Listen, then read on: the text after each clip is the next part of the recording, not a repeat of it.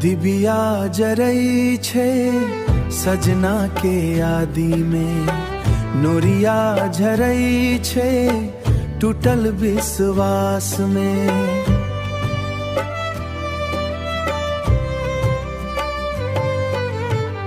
तोहर बिनाए जान जिंदगी अधूरा छे, दिल हमर डूबल छे प्यारक प्यास में।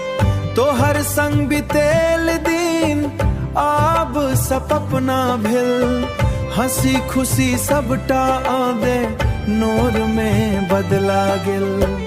कसम जे खनल हूँ चान सूरज गवाह राख, कसम जे खनल हूँ चान सूरज गवाह राख।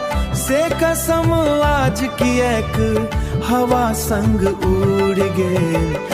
दिबिया जरई छे सजना के आदि में, नोरिया झरई छे टूटल विश्वास में। राति भर तकिया भिजल नोरक धार सा, मोन रोइत रहे तोहर दिल त खुला छे।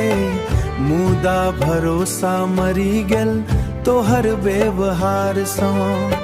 चानो उदास छे तारा बुझायल छे, तोहर बिना संसार सुन सान लागल छे।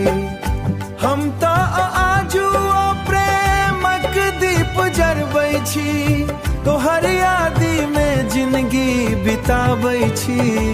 दिबिया जरई छे सजना के आदि में, नोरिया झरई छे टूटल विश्वास में। भगवान सोयत बे प्रार्थना करै छी, खुश चाहे हम रही जाऊ दर्द में।